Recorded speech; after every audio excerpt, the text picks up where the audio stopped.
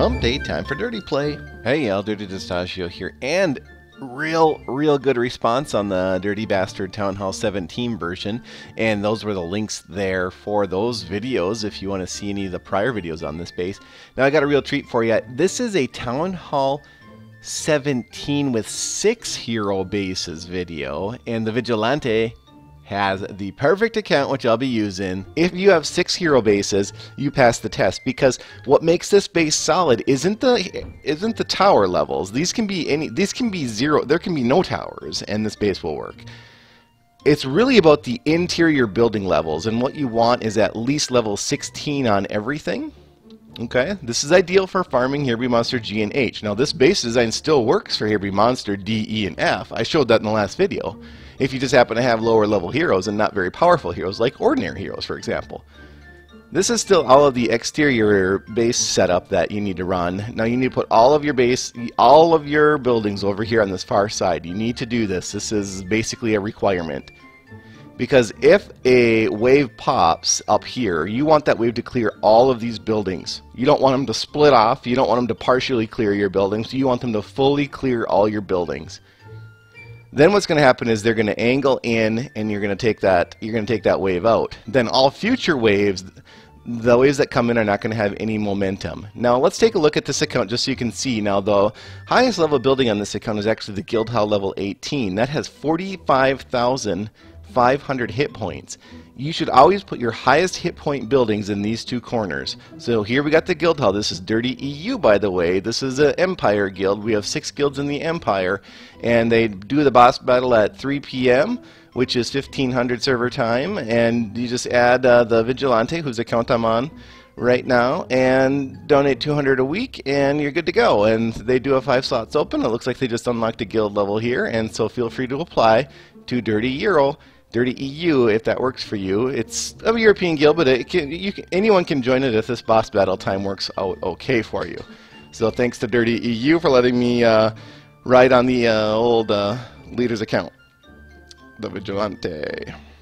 Alright, so back to the base here. In terms of the heroes that we select, now I'm pretty much just picking the top heroes. Like if there was Minotaur here, I would sub Minotaur out, or sub Minotaur in for some of these, but here I'm basically picking the ones that I feel are the strongest, and these are the ones that were on the bases when I first came across the account. But what I do here, let me show you something really close about hero placement, is I have all my ranged heroes on the front 3, and I always put Druid in the middle base, the front middle base. So this is the front.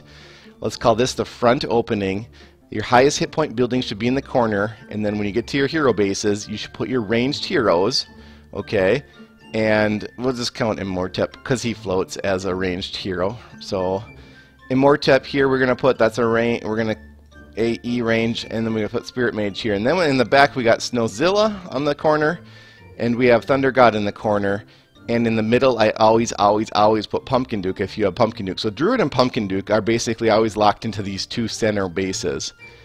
And sometimes I'll put Pumpkin Duke over on this end one, but basically normally I almost always have him right here in the middle, because we want him activated first as monsters are coming through this opening. First or second anyways. And now this base right here, I was thinking about gem rushing this building. I might do that just to get that range higher. It's really low range right now. See, compare it to see how it just comes right to this bomb, the range on this base. Whereas compared to this level 14 base, you can see that range comes out here. So meaning Pumpkin Duke is going to aggro onto the Here Be Monster waves way before. By way, I mean like maybe 1 second. But that does make a difference in Here Be Monsters. Alright, let's go ahead and kick off a Here Be Monster G. Now, this account has been farming Here Be Monster G, so I figured it's best just to run with the G on this test here. And so those Mecha Men first took out those 2 towers along with the wave, and now they're traveling blindly to their death, and that is because Mecha Men, and Ornithopters for that matter, have a focus on defensive structures such as towers. So they run straight to them, and then they will get shot and beat down. And this is one of the gimmicks this base uses, which really helps against Here Be Monster G and H. Another alternative is to move all the towers up there with the rest of all your buildings in the northwest part of the base. Now we got another pop, second pop, 2 back pops, and you can see the Mecha Men are traveling to their death over there to the towers there. They're just blindly attacking, and my towers take them out. And yeah, that wave was done pretty quick in terms of the heroes that came in. Now here is, again, something I mentioned earlier in the video. When you have a Here Be Monsters pop up there by your buildings, you want that wave to take out all your buildings in one fell swoop. You want this to occur on both Here Be Monster G and H, and the reason is because future waves then will come into your base with no energy. Now these heroes entering the base have energy. They're a little hopped up there. They got a little purple in their bars, right? They think they're the kings of the world, but they come into their death. We take them out. That did take about a minute because, again, they had to clear everything, but watch how quick these waves are. Wave G4 coming in. Look at the separation. Look how Ninja comes in, and then those naked fatty men come in, and and then all the dirty 8 birds and the mecha men traveling in, and this wave is done in about 30 seconds, and mecha men take a little bit longer to clear out. Okay, we'll call that 40 seconds. Okay, I guess we'll call it 45 seconds. I don't know what's gonna happen here. Okay, it takes longer because of those towers being present, but that's okay. Now they're gonna come in. They haven't destroyed any of my core. The core is solid there, and that's what's really important with this base is to not lose. Now, okay, wave G5, another pop. So we've had what, 3 back pops here? People are telling me, oh, the back pop will get you.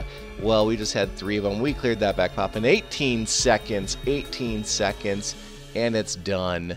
As always, keep it dirty with the Dirty Bastard. And dirty up.